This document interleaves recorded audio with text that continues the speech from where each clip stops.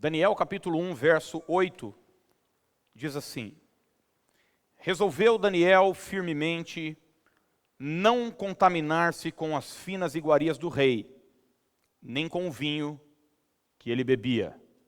Resolveu Daniel firmemente não contaminar-se com as finas iguarias do rei, nem com o vinho que ele bebia.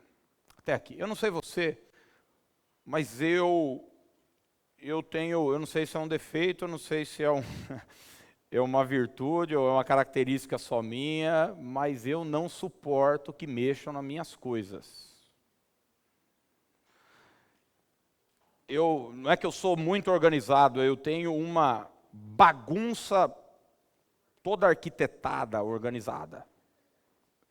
Então, se você chegar na minha mesa e você tirar uma coisa de lugar, você pode fazer com que minha semana entre em colapso. Porque eu não suporto que mexam nas minhas coisas. Eu deixo o controle do portão eletrônico no mesmo lugar, sempre, todo dia, every day. Você viu? Eu estou aprendendo inglês, agora estou chique. Para sempre, sempre, sempre, está sempre no mesmo lugar. Daí, se você tira daquele lugar, minha vida vira ao avesso. Porque eu vou chegar em casa, ou eu vou chegar na igreja, eu vou apertar, cadê? Não mexa no espelho do meu carro. Você vai sair com o meu carro, fala para mim, para que mexer? Deixa quieto, cara. Deixa quieto, deixa como está, não mexe no banco. Não mexe, eu sei que tem uns carros aí que se aperta, o banco tem, como é que fala? É programado. Onix não é programado. Então não mexe no meu travesseiro. O meu travesseiro não é da NASA, não, é aqueles bem bereba mesmo. Mas se você arrancar o meu travesseiro e botar o outro do seu lado, cara, vai me dar torcicolo, minha semana vai acabar. Então, vocês acham que eu estou doido, né? Um pouco. Mas eu digo sempre para minha esposa, para minha mãe, eu digo para os meus filhos, eu falo, meu mundo é muito pequeno, não mexa nele. Não mexe no meu mundo. Eu estou dizendo isso porque o texto que a gente acabou de ler é um texto que conta um pouco da vida de um jovem, na verdade de um adolescente de 15 anos, que não é que mexeram no mundo dele, colocaram seu mundo do avesso. Daniel, ele faz parte de uma leva de jovens que o versículo 5 vai relatar que o rei Nabucodonosor, rei da Babilônia, traz de Judá para a capital do Império Babilônico, para aprenderem a língua, para serem preparados e posteriormente, 3 anos depois, servirem ao rei no palácio, aprenderem os costumes, a cultura do Império Babilônico, que era a maior potência da época. E Daniel, então, ele é trazido de Judá para a Babilônia. Imagina você, tenta vestir o sapato de Daniel um pouco. A primeira coisa que mexem nele é no seu ambiente. E às vezes a gente não faz ideia do valor que isso tem. Eu dei um exemplo aqui até cômico, você tirar uma coisa de cima da minha mesa, minha vida já desprograma, imagina você me arrancar daqui e levar para outro país. Foi uma mudança de ambiente, uma mudança de país, e isso tinha uma série de implicações. Daniel perdeu o convívio familiar, ele tinha 15 anos. Imagina você, ele vai morrer na Babilônia, ele não tem mais contato com seus pais, ele não tem mais contato com sua mãe, ele não tem mais contato com seus irmãos, ele perde o convívio com os seus amigos. Você sabe na adolescência o quanto é importante esse convívio com amigos, amizades fortalecedoras. Daniel é privado da sua língua, do seu idioma.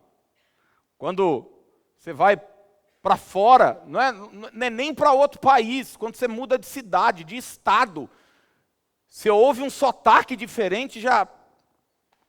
Daniel agora vai ter que morar em outro lugar, aprender uma nova língua, aprender uma nova cultura.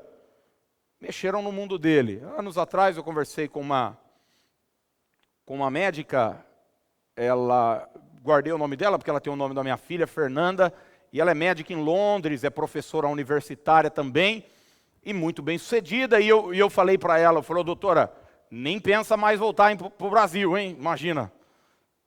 Não está na Europa tentando ganhar a vida. Está lá exercendo medicina, sua profissão, dando aula em universidade. Em Londres. Ela falou, você que pensa, não vejo a hora de voltar para o Brasil. Eu falei, o quê? Mas por quê? Ela falou, porque eu tenho a constante sensação, eu não sou daqui. Eu não sou desse lugar. E eu sei que as pessoas olham para mim e sabem que eu não sou daquele lugar também. Tipo, o que é que você está fazendo aqui? O ambiente é algo muito importante. E Daniel é privado desse ambiente. Uma outra coisa que querem mudar, aliás, mudam, quando ele chega na Babilônia, mudam o seu nome. Já parou para pensar uma coisa dessa, gente? Olha só o que o versículo 7 diz. O chefe dos eunucos lhes pôs outros nomes, a saber, Daniel, o de Beltesazar. Você já parou para pensar uma coisa dessa ou não? Mudarem o seu nome. Seu nome fala da sua identidade. Seu nome tem a ver com quem você é. Seu nome carrega a sua história, suas origens, sua família. Imagina você, todo nome aqui tem uma história. Quando eu fui olhar, ou escolher o nome dos meus filhos, eu escolhi por uma razão. Quando os meus pais foram escolher o meu nome, escolheram por uma razão. São parentes aqui, meu avô disse o seguinte, meu bisavô se chamava Aquiles, e meu avô dizia o seguinte para os filhos, ele tinha 7. Ele falou, quem botar o nome do filho de Aquiles, eu vou dar tudo para esse menininho. Tudo, vou pagar a escola, ele não tinha um pau para dar no gato. Vou pagar a escola, eu estou esperando até hoje. Tudo isso. Mas mudaram o nome de Daniel. Bom, puderam, né? Tem um ditado que diz, quem com ferro fere, com ferro será ferido. Eu acho que era uma tara de Nabucodonosor, porque um homem com esse nome, Nabucodonosor, se ele puder mudar o nome de alguém, ele vai mudar. E daí ele bota o de Daniel para Beltesazar. Ele chama o outro de Abidnego, ele chama o outro de Sadraque, de Mesaque. É uma coisa pavorosa. Mexem na sua história, na sua identidade como pessoa. Até que chega um momento no versículo de número 5, que querem mexer na sua comida. Olha só o que o verso 5 diz. Determinou-lhes o rei a ração diária das finas iguarias da mesa real e do vinho que ele bebia. Olhe para cá, até aqui, Daniel aguentou calado. Até esse momento, ele ficou quieto, ele não apresentou nenhuma objeção. Mas é interessante, ele falou, não, vocês me mudaram de país? Tá bom. Vocês mudaram minha língua? Tá bom. Vocês me privaram da minha família? Tá bom. Vocês cortaram meus vínculos, minhas amizades? Tudo bem. Mudaram meu nome? Beleza. Mas na minha comida vocês não vão mexer. No meu cardápio, vocês não vão mexer. Não, eu não aceito. E no verso de número 8 diz que ele toma essa decisão de que não, eu não vou comer a comida que vocês ofereceram e eu não vou beber o vinho que vocês estão me oferecendo. Talvez você esteja se perguntando, mas será que essa comida era ruim? Não, era comida do palácio. Era a comida que era servida na mesa do rei. Pelo contrário, era uma comida excelente. Era um vinho da melhor qualidade. Acontece que na lei mosaica, mais especificamente em Levítico, capítulo de número 11, os judeus tinham recebido uma série de instruções do que eles poderiam comer e do que eles não poderiam comer. Isso era usado por um simples fato. Deus queria diferenciar o seu povo, dizer, o meu povo é diferente. O meu povo não come o que os outros povos Comem. Depois, se você tiver a curiosidade, dê uma olhada em casa, em Levítico, capítulo 11. Por exemplo, se o animal ruminar, mas tiver unha fendida, não pode comer. Se o casco for de um jeito tal, não pode. Mas se for de outro jeito, pode. Sobre os que vivem na água, vou falar dos peixes agora, que pode ou não pode. Se tiver barbatana e escama, pode. Mas se andar em enxame, aqueles peixes que andam, já não pode comer. Então, quando Daniel recebe a informação de que vão mudar a sua alimentação, de que ele vai ter que estar aberto para comer algumas coisas, ele diz, não, isso porque o Levítico deixa muito claro, você vai ler todo o capítulo 11, existem sempre essas expressões, não coma porque esse animal é imundo. Não coma porque comer isso é abominação. Só abrir um parênteses para você, isso vale para o Antigo Testamento. Porque Paulo, lá aos Coríntios, vai ter que lidar com esse problema das comidas que os judeus julgavam sacrificadas aos ídolos. E Paulo chega para o povo e diz o seguinte, olha, do Senhor é a terra e toda a sua plenitude. Deus santificou todas as coisas. A questão é o seguinte, é a sua consciência. Se não ferir sua consciência, se não ferir a consciência do seu próximo, pode comer. Mas se ferir a sua consciência, se aquilo vai fazer mal para você, quem entende o que eu estou falando? Não coma. Não coma. Era o caso de Daniel. Isso atacava a sua consciência. Isso mexia com seus princípios. Isso mexia com seus valores. Todos nós somos formados em cima de princípios, em cima de valores, daquilo que a gente entende que é certo, que é errado na nossa vida. E existem coisas que nós estamos abertos. Não, isso pode ser feito, aquilo pode ser feito. Mas quando querem mexer num princípio da gente, como quiseram mexer com Daniel, a gente dá um passo para trás e diz, não, isso está para além da minha capacidade de agir. Essa postura de Daniel nos ensina um princípio extraordinário que eu quero pontuar com você aqui hoje à noite. Jamais negocie a tua consagração. Vamos repetir isso juntos? Diga assim, jamais negocie a sua consagração. O que é consagração? Consagração é aquilo que te torna diferente dos outros. Porque a questão do Levítico era o seguinte, se você comesse tais alimentos, você estaria nivelado com os outros povos. E Deus diz o seguinte, sede santos, porque eu, Senhor, sou santo também. Então não se nivele, não tenha as atitudes que os outros povos têm. Foi essa questão de Sansão ali com Dalila. Ele disse, se você raspar minha cabeça, minha força vai embora, e eu serei como qualquer outro homem. O texto diz por várias vezes essa expressão, eu serei como qualquer outro homem. E Sansão era um homem o quê? Consagrado. Sansão era um homem que foi chamado por Deus para uma obra, e ele não poderia, por exemplo, cortar o seu cabelo. Aqui o caso é a alimentação. Mas, você conhece o final da história, Sansão negocia isso, e o final é morte e destruição. Mas como Daniel, como Sansão, e como tantos outros homens na Bíblia, todos nós somos pressionados constantemente, sim ou não? Para negociarmos nossos valores, para quebrarmos os nossos pactos, os nossos votos de consagração. E o desafio posto é, como me manter consagrado no meio de um mundo profano? Como me manter puro no meio de um mundo impuro? Porque Jesus deixou claro, o mundo jaz do maligno. Mas o mesmo Jesus que diz o mundo jaz do maligno, também disse, não peço que os tires do mundo. Porque muita gente acha o seguinte, então é só eu me isolar. Você já deve ter visto eu não sei em que canal da TV fechada tem a história dos Amish. Tem até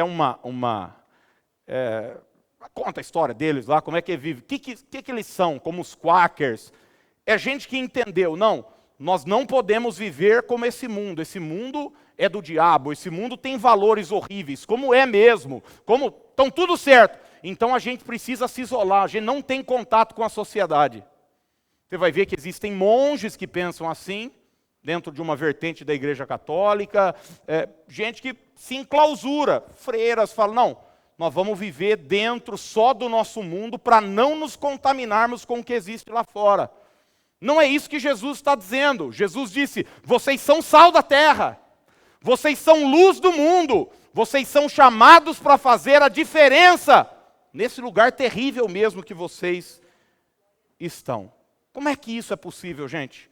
Num ambiente de trabalho hostil, numa faculdade onde os valores são horrorosos, dentro de uma casa, de uma família, onde os princípios são diferentes dos princípios da palavra de Deus.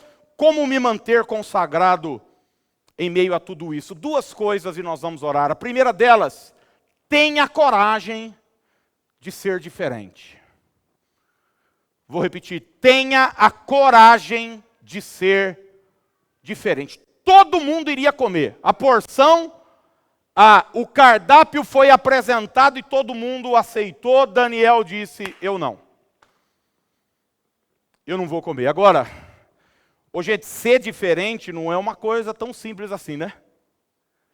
Ser diferente não é uma coisa tão confortável para a gente. Porque ser diferente, muitas vezes, implica em ser motivo de deboche e de chacota. Assim, um cristão hoje que quer levar Jesus a sério, quer levar os valores da palavra de Deus a sério, no ambiente universitário, ele vai encontrar desconforto? Porque vão ter festas que não tem nada a ver ele estar presente. Festa regada a cocaína, a bebida, a sexo livre. Esses não são os valores de quem quer andar com Deus, sim ou não? Eu disse, espera aí, eu não vou, mas todo mundo vai. Mas a classe toda vai. Mas o grupo todo vai. Então, muitas vezes, você é tido como motivo de chacota, de deboche. Eu me lembro, eu cresci, eu tinha muitos amigos. Só que meus amigos eram o seguinte, a gente jogava bola junto, eu gostava de estar com eles, mas às vezes no intervalinho, dava uma escapadinha para ir no banheiro e cheirar uma cocaína. Marcava meia horinha antes de chegar na escola, numa pracinha que tinha lá, ia fumar um baseado. E daí eu tinha que escolher, eu entro nisso? Eu faço parte disso? E graças a Deus eu não fiz parte. Mas muitas vezes eu fui motivo de deboche, de chacota. Não é fácil ser diferente. Não é simples você dizer, a minha atitude será diferente da sua atitude. Ser diferente implica em se preocupar mais com o caráter do que com a reputação. Vou repetir. Ser diferente implica em se ocupar mais com o caráter. O que é o caráter? É quem de fato eu sou, é quem Deus diz que eu sou, é quem eu sou quando ninguém está vendo. O que é reputação? É o que os outros pensam de mim. Então uma coisa é totalmente diferente da outra. Caráter e reputação. Caráter é quem de fato eu sou. Mas muitas vezes as pessoas se ocupam muito mais com isso aqui, com a reputação. O que é que pensam de mim? Estava esses dias numa aula e o professor disse algo que eu achei extraordinário. Houve um tempo em que as pessoas eram valorizadas, a sociedade era regida por aquilo que as pessoas eram, pelo ser. O cara tem valor, ele é um bom pai, ele tem princípio, pelo ser. Passou um tempo e as pessoas eram avaliadas pelo ter. O carro que ele tem, a casa que ele tem, o que ele possui, a grana que ele tem. Agora não é nem ser nem ter, agora é parecer. Se você parecer que você tem, basta. O cara está com o casamento no avesso, mas no Facebook, as selfies são as melhores. Todo mundo ora e fala, nossa, que família. O cara está mais quebrado que arroz de terceira. Mas mais quebrado. Mas na internet você olha e fala, tá. Esse tem, hein? Ele não mexe que esse aí não é menino, não. Ser diferente implica em eu cuidar mais do meu caráter, de quem de fato eu sou, do que eu pareço ser. Ser diferente, muitas vezes, e na maioria das vezes, é desconfortável porque eu preciso ir contra o desejo da maioria.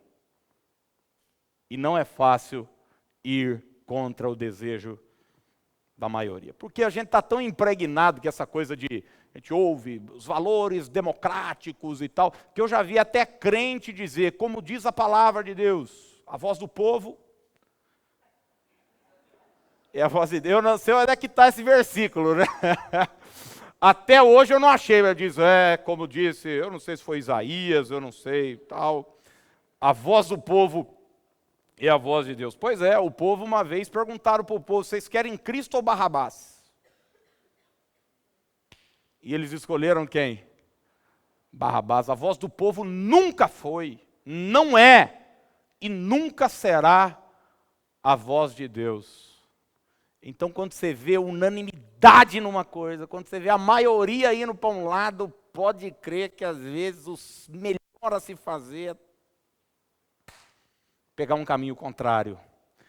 Não é fácil ter essa coragem de ser diferente, gera desconforto. Eu me lembro lá nos meus primeiros anos de escola, eu estudei no Dom Bosco, uma escola salesiana, e daí chegava na classe, eu não sei por que cargas d'água, todo primeiro dia de aula, o professor perguntava, tem alguém aqui que não é católico? Aí só eu levantava a mão. Aí todo mundo olhava para trás, tipo, de onde saiu esse extraterrestre? Cara, nós estamos falando de 30 anos atrás. Aí falava, mas você pode jogar bola com a gente no recreio? Sua mãe usa aquele saião e bitoca na cabeça. Não é fácil ser diferente, gera um desconforto. Mas eu quero dizer para você que Noé foi diferente. E por isso salvou a sua família. Eu quero dizer para você que José foi diferente dos seus irmãos. E por isso a gente não conhece a história de Rúben, de Simeão, de Benjamim, mas nós conhecemos a biografia de José, porque ele teve a coragem de ser diferente. Enquanto todos os seus irmãos eram um bando de picareta, lembra? Só fazia bobagem. Tanto é que o pai chegava para José e falava, vai lá e vê como é que estão seus irmãos. E ele voltava e falava, não estão bem não. Estão aprontando, estão fazendo bobagem. Isso custou caro para José? Custou.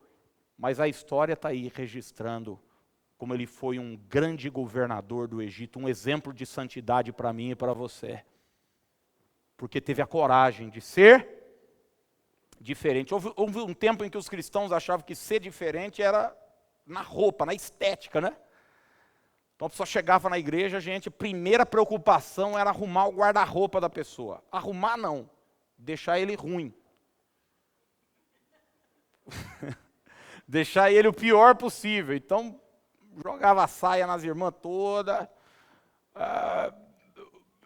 Eu tinha uma pessoa que próxima, ela um dia achou que ela devia frequentar essas igrejas e tal, e ela era super vaidosa, super cuidava. Cara, 3 cultos que ela foi na igreja, eu olhei para ela, parecia uma bruxa. Falei, meu Deus do céu. Por quê? Porque agora não pode mais arrumar o cabelo, não pode mais isso, não pode usar maquiagem, não pode usar brinco, não pode... Por quê? Porque a ideia... Até, gente, eu não estou falando em tom de condenação. Eram bem intencionados, mas era uma leitura errada do que era ser diferente. Que era ser diferente. Daniel 6,3, olha que joia preciosa. Esse versículo diz, o mesmo Daniel se distinguiu, se tornou diferente. Sabe por quê? Porque nele havia um espírito excelente. O mesmo Daniel se distinguiu, ou seja, se tornou diferente de todos os outros. Foram levados inúmeros jovens. Em Daniel havia uma diferença, e a diferença não era que ele não jogava bola e os outros jogavam, não era a roupa que ele usava, não era o jeito dele, o palavreado dele, é porque nele havia um espírito de excelência. A maior diferença é essa, em mim e em você precisa haver um outro espírito. Enquanto as pessoas levam a vida de qualquer jeito, o cristão deve ter a marca da excelência. Deve fazer as coisas bem feito. Sabe, irmãos, quem gosta de relaxo, quem gosta de coisa suja, mal arrumada, é Beuzebu. Um dos nomes do diabo na Bíblia, onde eu vou pregar sobre isso, é Senhor das moscas. Só que mosca só vai onde tem sujeira. Quem gosta de coisa de qualquer jeito. Eu fui líder de louvor, quase que minha vida toda, e a frase que mais me deixava doido é, não, tá bom assim mesmo. Tá bom assim mesmo. Não, desse jeito tá bom. Não, em nós precisa haver um espírito excelente. Excelente. Você corta cabelo, faz unha, você é advogado, você dá aula, você é pastor, você é músico, você é artista plástico, professora, dona de casa, eu não sei o que você é, mas o que você fizer, por favor, faça com excelência. Sua diferença está nisso. Vão olhar e falar, peraí, nele, nela há um outro espírito. Todo mundo lá na rodinha do serviço fala mal, você não. Todo mundo vai para essa festa podre. Diz, eu não, eu tenho um outro espírito. Eu não, você já entrou num lugar e você teve a nítida sensação e certeza, isso aqui não é meu mundo. Eu não pertenço a isso aqui. Não faz parte de mim, isso não são os meus valores. Gente vomitando, caindo, gente se embriagando, gente se pegando. Isso aqui não é minha vida. Minha vida é outra. Eu ando na luz, não nas trevas. Mas aqueles todo mundo faz. Todo mundo paga propina, todo mundo faz isso, todo mundo aquilo. Daniel havia um espírito excelente. Só um parênteses aqui. Daniel não era esse tipo de crente também xarope, que diz, não vou comer não. Não, sou servo do Deus Altíssimo. Não. Você vai ler depois, leia, não vai dar tempo, dos versos 8 ao verso 13, ele chega para o chefe dos eunucos, que é o cara que cuidava dessa questão aí do treinamento desses jovens, e ele disse o seguinte para o cara, pai, me arruma uns legumes e umas frutas aí, e água, não precisa trazer isso não. Agora, imagina, o rei Nabucodonosor era um endemoniado, gente. O cara deu uma ordem. Como é que você ia descumprir a ordem? E o chefe dos eunucos foi muito sincero para Daniel. Ele falou, cara, só que eu tenho medo de minha casa cair. E como é que nós vamos fazer? Olha a sabedoria de Daniel. Daniel falou o seguinte, vamos fazer uma experiência de 10 dias. Uma experiência de 10 dias. Me dá 10 dias legumes e fruta apenas, que eu não vou comer essa comida. E depois de 10 dias a gente conversa, e depois de 10 dias Daniel estava melhor do que todos os outros. Com sabedoria, com entendimento, com inteligência. Para manter sua consagração é necessário ter coragem de ser diferente. Segundo lugar, se você quer se manter consagrado num mundo profano, seja firme em suas decisões. Vamos repetir juntos? Diga, seja firme em sua decisão.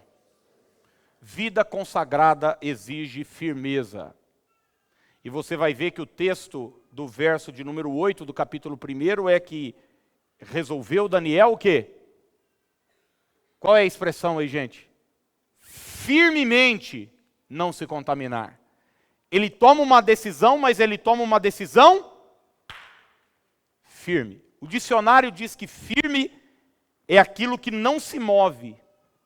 Firme é estável, sólido, que não treme, que não vacila, é constante. Firme é algo inabalável. Inabalável, não se move. Porque a questão muitas vezes não é você só tomar uma decisão, não é simples tomar uma decisão. Mas mais difícil do que tomar uma decisão é se manter na decisão tomada. Vou perguntar uma coisa para você. O que é mais difícil, casar ou se manter casado? Vai perguntar para um empresário, o que é mais difícil? Colocar sua empresa no patamar que ela está ou se manter lá? É por isso que o Dr. John Maxwell diz o seguinte: após tomar uma decisão é preciso gerenciá-la. Eu gosto dessa expressão. Você não só toma uma decisão, mas você gerencia a sua decisão. Firmeza é isso. É você ter a coragem de tomar uma decisão e permanecer firme. Não se mover, se manter constante, inabalável diante da decisão que você tomou. E olha, entenda uma coisa, por favor, o chamado para ser discípulo de Jesus é um chamado para gente resoluta, gente firme. Para ser discípulo de Jesus não pode ser mole. Para ser frequentador de igreja pode ser. Para vir na igreja, cantar umas músicas, trazer um trocado na frente, ouvir uma palavra, falar, pô, esse pastor é legal, ele fala umas palavras bonitas e tal. Às vezes eu chego meio que falo baixo e saio, nossa, mais em paz, coração. Para isso não precisa não. Mas para você servir a Jesus amanhã, lá no seu trabalho, e terça, e quarta, e quinta, e sexta, e sábado, e na faculdade, em qualquer lugar onde você estiver, para isso é necessário firmeza. É necessário ser resoluto, constante. Tiago capítulo 1, versos 7 e 8, é um verso que eu estou apaixonado por ele há anos. Tiago diz o seguinte: não suponha esse homem que alcançará do Senhor alguma coisa. Olha só, não suponha esse homem que alcançará do Senhor alguma coisa. Quem é esse homem, gente? Um assassino, um serial killer, ou maníaco do parque, alguém muito ruim, um feiticeiro, um cara que faz trabalho para acabar com o casamento dos outros. Não, sabe quem que é esse homem que nunca vai alcançar nada de Deus? Tiago diz, homem de ânimo dobre, inconstante em todos os seus caminhos. Homem de ânimo dobre. Uma hora quer uma coisa, outra hora quer o quê? Quer outra coisa. O ânimo é duplo.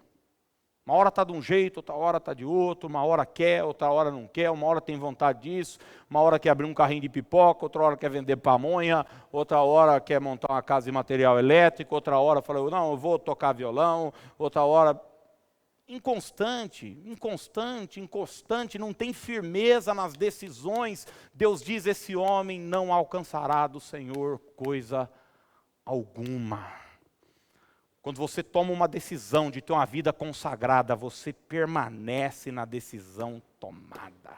Por isso que você vai ver todos os apóstolos, os profetas que são chamados, já no seu chamado, eles rompem com qualquer possibilidade de volta. Eliseu está com 12 juntas de bois. Daqui a pouco passa Elias lá e joga o manto em cima dele. Ele sabia que Deus estava chamando ele para algo, ministério profético. Sabe o que ele faz? Com as 12 juntas de boi? Um churrasco. Ei, maravilha, hein? Quebra tudo, arrebenta, corta com qualquer possibilidade de voltar para o passado. Pedro, quando Jesus o chama, a Bíblia diz que ele deixou tudo. E o seguiu, firmeza na decisão. É isso que Deus disse, o anjo disse para a mulher de Ló e para Ló, sua casa, não olhe para trás, rompa com qualquer possibilidade de mudar de opinião no meio do caminho, porque as tentações, as distrações do caminho virão. Quantos de nós já tomamos uma decisão e depois que você toma a decisão, você fala, ai, meu Deus do céu. Já entregou os convites do casamento. Buffet está pago. Fotógrafo contratado. Aí você diz, e agora? Eu já vi gente jogar tudo para o alto. Faltou firmeza na hora da decisão. Eu já vi. Já fez a matrícula, já fez tudo. Vai na academia. Passa lá, não, nós temos um plano de 1 ano. Essa é a maior pegadinha, viu? Aqui quem tem academia. Nós temos um plano, um pacote de 1 ano. Tem um amigo, inclusive está aqui hoje à noite, não vou pedir para ele ficar de pé, mas ele fez isso. Passou o cartão, foi uma vez. Uma vez. Tomar decisão às vezes é fácil. Acordou animado, né? Não, que isso, eu chego do trabalho, já vou com tênis pronto na mochila, não sei o quê. Na sua cabeça se organiza a sua vida da melhor maneira possível. Mas aí no dia seguinte fala, vou não. Está chovendo. Não está chovendo. Está calor, está frio, está sol, não está nada, está doido. Firmeza na decisão. Firmeza na decisão. Paulo escrevendo aos Gálatas, ele diz o seguinte, capítulo 1, verso 6, admira-me que estejais passando tão depressa daquele que vos chamou da graça de Cristo Jesus para outro evangelho. Paulo diz, eu estou admirado com vocês, como é que tão depressa vocês foram removidos do lugar onde vocês estavam. No capítulo 5, verso de número 7, depois ele diz, vós corrieis bem. Olha que texto interessante. Vós corrieis bem. Vocês estavam indo bem. Vocês tinham tomado a decisão correta. A trajetória estava legal. Quem vos impediu de continuardes a obedecer à verdade? Quem tirou a firmeza de vocês? Vocês estavam tão bem. Estavam firmes na palavra. Estavam vivendo uma vida com Deus. Estavam vivendo o evangelho. Por que é que vocês abandonaram isso? Por que é que vocês deixaram isso? No meio do caminho faltou firmeza. Eu encerro falando sobre 3 consequências na vida daquele que é firme na sua consagração, de que é corajoso o suficiente para viver uma vida diferente. A primeira coisa é que Deus vai o beneficiar. Eu quero que você escolha alguém perto de você e diga assim, Deus vai te beneficiar.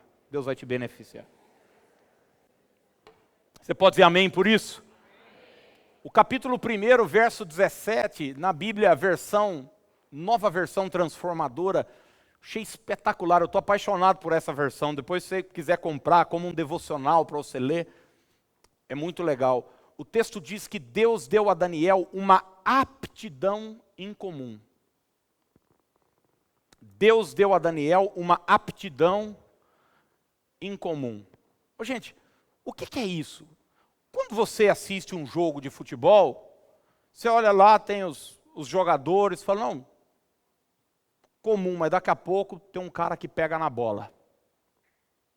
Eu lembro quando o Zidane jogava bola ainda, quando pegava na bola, você fala, esse cara é incomum. Os outros, toda a bola, ele chegava e matava a bola. Quando o Messi pega na bola, é incomum. Quando o Neymar, o Cristiano Ronaldo pega na bola, é incomum. Quem é músico, gosta de música, sabe o que eu estou falando. Às vezes você vai num lugar, você vê, você fala, não, bacaninha até, tal, mas, cara, mas aquele contrabaixista, rapaz, aquela mulher cantando é incomum. Você vê isso em todo lugar, em toda um restaurante, uma manicure, um profissional na área de ensino, um palestrante, um pastor. Quando você é fiel a Deus, quando você consagra a sua vida, pode acreditar, você vai ser beneficiado. Deus vai te dar aptidão incomum. Você vai ser colocado num outro patamar, vai sair do nível da mediocridade. Deus vai te colocar num próximo nível. Quem pode dizer amém por isso? Segunda coisa que vai acontecer, você terá o reconhecimento das pessoas. Você vai ter o reconhecimento das pessoas.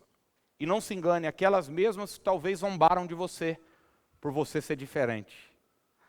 Aquelas mesmas que não entenderam a sua postura lá atrás. Capítulo 1, verso de número 20, diz que quando o rei avalia Daniel, depois dos 3 anos de preparação, tinha um monte de jovem, hein? A Bíblia diz que o rei achou Daniel 10 vezes mais douto do que todos os outros. Não é que ele era um pouco melhor. Não é que ele se sobressaía um pouco, não, ele era 10 vezes mais douto. Reconhecimento. Reconhecimento não é algo que você busca, é algo que acontece. Porque você tem uma postura diferente dos outros, é por isso que você se destaca, porque se você fizer o que todo mundo faz, você vai ter o que todo mundo tem. Mas quando você é diferente, quando sua atitude é outra, quando seus valores são outros, quando sua semeadura é outra, quando a sua oração é outra, quando o seu compromisso com a leitura, com o aprendizado é outro, você será reconhecido por outras pessoas também. Provérbios 22, 29, Salomão diz, você já viu alguém muito competente no que faz? Já viu? Alguém muito competente no que faz? Ele servirá reis, em vez de trabalhar para gente comum. Ele não vai trabalhar para qualquer um. Ele vai estar na presença dos reis. Ele vai ser promovido, ele vai ser reconhecido. Terceiro e último lugar. Além de Deus te beneficiar e você ter o reconhecimento das pessoas, acredite, você também será estabelecido. Verso 21 diz que Daniel se estabeleceu no seu posto. É curioso você olhar a história toda, porque os reis vão passando. Nabucodonosor morre, seu filho assume, depois vem o rei Ciro, vem o rei Dario, vários reis passam e Daniel permanece, se estabelece. Você não só vai chegar lá, mas você vai se estabelecer em nome de Jesus. Você não vai só chegar e alcançar os seus sonhos, mas Deus vai te estabelecer em nome de Jesus. Eu quero dizer para você que vale a pena ser diferente. Vale a pena ter firmeza nas suas decisões. O mundo está um caos. O mundo jaz do maligno. Nós fomos chamados para ser o sal da terra e a luz desse mundo. Eu quero que hoje você tome uma decisão firme, resoluta, de dizer o seguinte, espera um pouco, mexeram em muitas áreas da minha vida e eu aguentei. Talvez eu esteja falando para pessoas aqui que mexeram no seu salário, mexeram no seu cargo, mexeram no seu ministério, prejudicaram a sua família, talvez sua família acabou, o diabo foi mexendo em tal coisa, mas por favor, jamais permita que mexam na sua consagração. Porque todas essas coisas passam somente pela escolha dos outros. Mas a sua consagração, a sua vida com Deus, o seu caráter, os seus valores, os seus princípios, é uma escolha pessoal sua. Tome essa decisão firme e em nome de Jesus esteja pronto para Deus te levar a lugares altos. Quem toma posse dessa palavra pode dizer amém hoje à noite. Fica de pé, a gente vai orar.